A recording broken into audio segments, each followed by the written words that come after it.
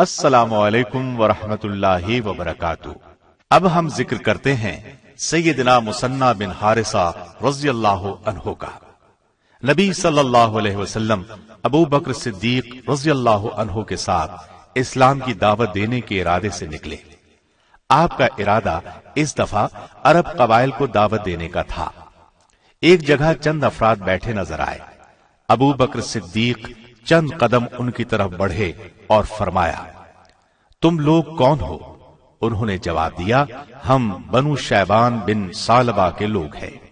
یہ سن کر سیدنا ابو بکر صدیق نے نبی صلی اللہ علیہ وسلم کی طرف دیکھا اور عرض کیا، اے اللہ کے رسول، یہ لوگ بہت عام ہیں، ان کا تعلق بہت بڑے اور معزز قبیلے سے ہے۔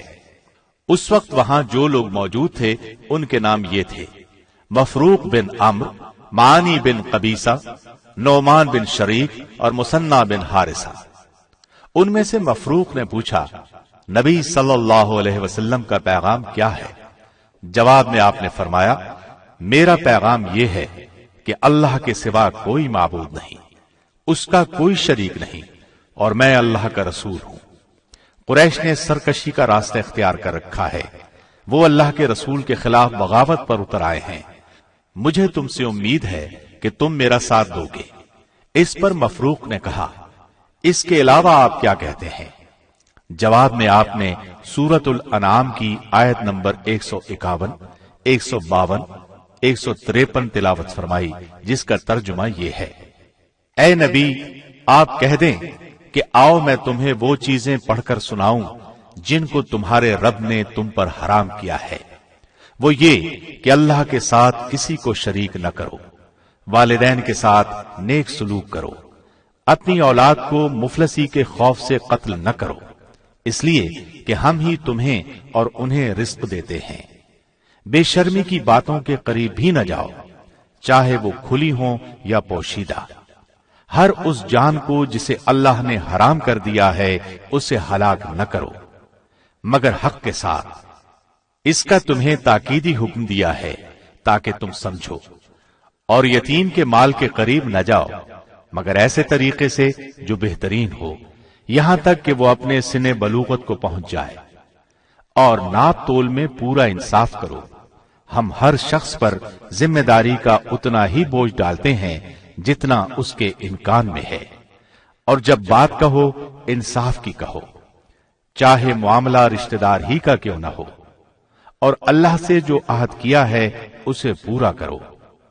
ان باتوں کا اللہ نے تمہیں تاکیدی حکم دیا ہے، شاید کہ تم نصیحت قبول کرو۔ اور یہ دین میرا راستہ ہے جو سیدھا ہے، لہذا تم اسی پر چلو اور دوسرے راستوں پر نہ چلو۔ وہ راستے تمہیں اللہ کی راہ سے جدا کر دیں گے۔ یہ وہ ہدایت ہے جس کا تمہیں تمہارے رب نے تاکیدی حکم دیا ہے، شاید کہ تم ٹیڑھے راستے سے بچ جاؤ۔ مفروق نے یہ سن کر فوراً کہا، اللہ کی قسم، یہ کلام زمینی تو ہے ہی نہیں، یہ تو مجھے آسمانی کلام معلوم ہوتا ہے، کچھ اور سنائیں۔ اب آپ نے سورہ نحل کی یہ آیت تلاوت فرمائی، یعنی اللہ عدل و احسان اور صلہ رحمی کا حکم دیتا ہے اور بدی و بے حیائی اور ظلم و زیادتی سے منع کرتا ہے۔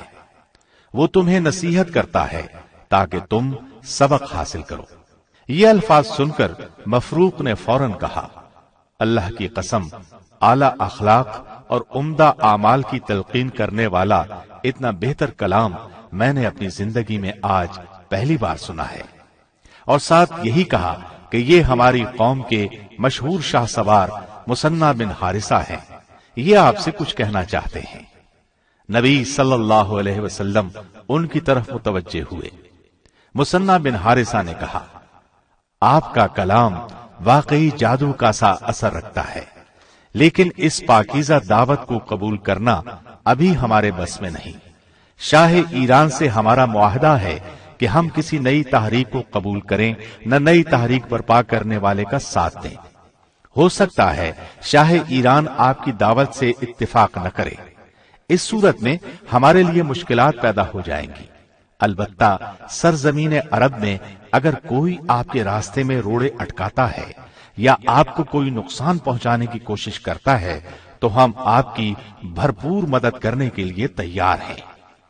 نبی صلی اللہ علیہ وسلم نے مثنی بن حارثہ کی باتیں سن کر فرمایا، یہ عجیب بات ہے، سچائی کو مانتے بھی ہو اور ہچکچاتے بھی ہو، حق کا اعتراف کرنے کے بعد بھلا اس کا انکار کوئی معقول بات ہے؟ اللہ کے دین کی حفاظت اس صورت میں ممکن ہے کہ دین کی تمام تر باتوں کو سچے دل سے مان لیا جائے۔ نبی صلی اللہ علیہ وسلم کے ان الفاظ پر بھی ان پر ہچکچاہٹ کے آثار محسوس ہوئے تو آپ نے فرمایا، تمہارا کیا خیال ہے جب تم خود اپنی آنکھوں سے ایران کی سرزمین کو اسلام کے پرچم تلے دیکھ لو گے اور اس کے تمام تجارتی اور زرعی وسائل مسلمانوں کے قبضے میں آ جائیں گے تو کیا تم اس وقت بھی اللہ کی وحدانیت کا دم نہیں بھرو گے؟ نبی صلی اللہ علیہ وسلم کے ان الفاظ نے انہیں حیرت زدہ کر دیا۔ نعمان بن شریک نے چونک کر پوچھا، کیا ایسا ہو کر رہے گا؟ کیا یہ شان و شوکت آپ کو مل کر رہے گی؟ اس کے سوال پر آپ نے سورہ احزاب کی یہ آیات، اے نبی صلی اللہ علیہ وسلم، ہم نے آپ کو گواہی دینے والا اور خوشخبری سنانے والا اور ڈرانے والا یعنی خطروں سے آگاہ کرنے والا اور اللہ کے حکم سے اس کی طرف بلانے والا اور روشن چراغ بنا کر بھیجا ہے۔ نبی صلی اللہ علیہ وسلم نے یہ پیغام سنایا اور ابو بکر صدیق کا ہاتھ پکڑا اور آگے چل دیے۔ اس پہلی ملاقات میں تو مثنی بن حارثہ اسلام قبول نہ کر سکے، لیکن بنو شیبان کے مسلمان ہونے اور میدان جہاد میں نمایاں کردار ادا کرنے کی بشارت انہیں ضرور مل گئی، جو آگے چل کر برحق ثابت ہوئی۔ وہ حلقہ بگوش اسلام ہو کر مسلمانوں کی طاقت میں اضافے کا باعث بنے۔ سیدنا ابو بکر صدیق نے مرتدین کی سرکوبی کے لیے 11 لشکر ترتیب دیے۔ اسلام کے خلاف اٹھنے والی سازشوں کو دور کرنے کے لیے ان لشکروں کو مختلف سمتوں میں بھیجا گیا۔ ان میں ایک لشکر علا بن حضرمی کی قیادت میں بحرین کی طرف روانہ کیا گیا۔ بحرین میں قبیلہ بنو ربیعہ مرتد ہو گیا تھا۔ اس کے ساتھ ہی یمامہ اور ایران کے سرحدی علاقوں میں مثنی بن حارثہ رضی اللہ عنہ کا قبیلہ بنو شیبان آباد تھا۔ اس لیے علا بن حضرمی نے وہاں پہنچنے کے بعد سب سے پہلے اس قبیلے کے کڑیل جوان اور تجربہ کار شاہ سوار مثنی بن حارثہ رضی اللہ عنہ سے ملاقات کی۔ انہوں نے اسلامی لشکر کا پوری طرح ساتھ دیا اور بحرین سے مرتدوں کا خاتمہ کرنے میں زبردست کردار ادا کیا۔ اس معرکے میں یہ علا بن حضرمی کے بہترین معاون ثابت ہوئے۔ اس کے بعد انہوں نے ایرانیوں اور ان کے ساتھی مرتدوں کو پسپا کیا۔ اس طرح بحرین کے 2 مشہور شہروں قطیف اور ہجر پر قبضہ کر لیا، یہاں تک کہ خلیج کے انتہائی شمالی علاقے کی طرف پیش قدمی کی۔ وہاں دجلہ اور فرات ایک ساتھ سمندر میں گرتے ہیں۔ مشہور دانشور قیس بن عاصم تمیمی رضی اللہ عنہ سیدنا مثنی بن حارثہ رضی اللہ عنہ کے متعلق تاثرات بیان کرتے ہوئے فرماتے ہیں، مثنی بن حارثہ رضی اللہ عنہ کوئی عام آدمی نہیں، بلکہ بنو شیبان کا سرخیل اور سرزمین عرب کا مشہور و معروف شاہ سوار ہے۔ مثنی بن حارثہ رضی اللہ عنہ نے مسلمانوں کے سب سے پہلے خلیفہ سیدنا ابو بکر صدیق کی خدمت میں حاضر ہو کر عرض کیا کہ انہیں ایرانیوں سے مقابلہ کرنے کی اجازت دی جائے۔ آپ نے اجازت دے دی۔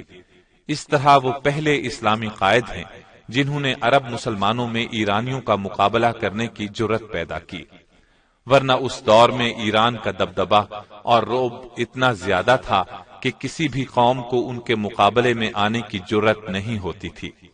اس جرأت نے آگے چل کر عراق کی فتح کا دروازہ کھولا۔ سیدنا مثنی بن حارثہ نے سرزمین عراق میں دشمنوں پر تابڑ توڑ حملے شروع کیے۔ پھر اس مہم کو مزید تیز کرنے کے لیے دربار خلافت سے مدد طلب کی۔ ابو بکر صدیق رضی اللہ عنہ نے خالد بن ولید کو لکھا کہ مثنی بن حارثہ کی مدد کے لیے عراق پہنچ جائے۔ خالد بن ولید اس وقت یمامہ میں تھے۔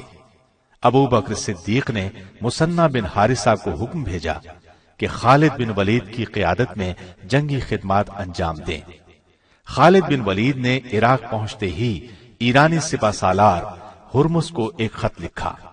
خط کے الفاظ یہ تھے: خالد بن ولید کی طرف سے ہرمز کے نام، اس پر سلامتی ہو جو ہدایت کو تسلیم کرے، اسلام قبول کر لو، اچھے رہو گے، ورنہ ہمیں جزیہ ادا کرو، اس کے بدلے میں ہم تمہاری حفاظت کریں گے، اگر تم نے ہمارا حکم نہ مانا تو پچھتانا پڑے گا۔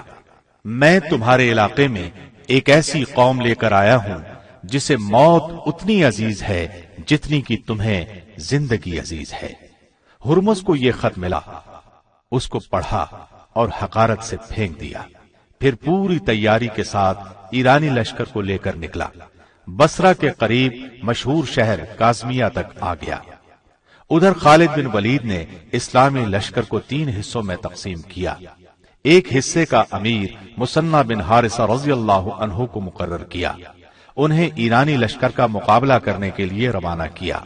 بنو شیبان کے شاہ سواروں نے سیدنا مثنی بن حارثہ ہی کی قیادت میں اس قدر زوردار حملہ کیا کہ ان کے پاؤں اکھڑ گئے، ایرانی شکست کھا کر میدان سے بھاگ نکلے۔ اسلامی لشکر کو شاندار فتح نصیب ہوئی، بہت سارا مال غنیمت ہاتھ لگا۔ ہر مجاہد کے حصے میں ہتھیاروں کے علاوہ 1,000 درہم آئے۔ مثنی بن حارثہ نے ہتھیار تو لے لیے لیکن نقدی لینے میں دلچسپی ظاہر نہ کی۔ انہیں اسلامی لشکر کی فتح کی اس قدر خوشی تھی کہ نقد مال غنیمت لینے کو جی نہ چاہا۔ جنگ سلاسل میں ایرانی فوج کو شکست ہوئی تھی، وہاں سے بھاگ کر ایرانی مزار کے علاقے میں دریا کے کنارے جمع ہو رہے تھے۔ ایسے میں مثنی بن حارثہ رضی اللہ عنہ اپنے بھائی معنا بن حارثہ رضی اللہ عنہ کے ساتھ اس طرف آ نکلے۔ انہوں نے دشمن کو دریا کے کنارے خیمہ زن دیکھا تو فوراً واپس پلٹے۔ سیدنا خالد بن ولید کو صورتحال سے باخبر کیا۔ انہوں نے دشمن پر اچانک حملے کا حکم دیا، چنانچہ مثنی بن حارثہ کے ساتھ انہوں نے اچانک ایرانیوں پر حملہ کر دیا۔ اس اچانک حملے سے ایرانیوں کے قدم اکھڑ گئے، سنبھل نہ سکے، ذلت آمیز شکست ان کا مقدر بنی۔ خالد بن ولید نے مال غنیمت کا 5واں حصہ مدینہ طیبہ روانہ کیا، خود علاقہ مزار میں موجود رہے۔ اس لڑائی کو جنگ سنیی کے نام سے یاد کیا جاتا ہے، اس لیے کہ یہ دریائے سنیی کے کنارے لڑی گئی۔ مثنی بن حارثہ نے اس جنگ میں اپنی جنگی مہارت کا مظاہرہ کرتے ہوئے ناقابل فراموش کامیابی حاصل کی۔ ان کے بھائی معنا بن حارثہ نے بھی ان کا بھرپور ساتھ دیا۔ سیدنا خالد بن ولید نے ہر موقع پر مثنی بن حارثہ کی صلاحیتوں سے بھرپور فائدہ اٹھایا۔ بیشتر مواقع پر ایسا ہوا کہ مفتوحہ علاقے کا انتظام انہیں سونپا اور خود آگے کوچ کیا۔ اسلامی لشکر جب پیش قدمی کرتا ہوا ہیرا پہنچا تو عظیم جرنیل خالد بن ولید رضی اللہ عنہ یہ دیکھ کر حیران رہ گئے کہ وہاں ہو کا عالم طاری تھا، کوئی پرندہ تک نظر نہیں آیا۔ پتا چلا کہ پوری قوم محلات میں پناہ لے چکی ہے۔ وہاں کئی محل نظر آئے۔ خالد بن ولید نے اسلامی لشکر سے چند جرنیل چنے، انہیں محلات کا محاصرہ کرنے کا حکم دیا۔ مثنی بن حارثہ کے حصے میں عامر بن بقیلہ کا محل آیا۔ تمام لوگوں کو پہلے اسلام کی دعوت دی گئی، انہیں سوچنے کی مہلت بھی دی گئی۔ آخر جب دشمن نے دیکھا کہ وہ پوری طرح شکنجے میں آ چکے ہیں تو انہوں نے جزیہ دینا منظور کر لیا۔ 1,90,000 درہم سالانہ طے کیے گئے۔ اس کی باقاعدہ ابو بکر رضی اللہ عنہ سے اجازت لی گئی۔ ادھر سے حکم آیا کہ یہ جزیہ لے لیا جائے اور اس سے اپنے ساتھیوں کے ہاتھ مضبوط کیے جائیں۔ Thanks for watching. Don't forget to like, comment, share and subscribe to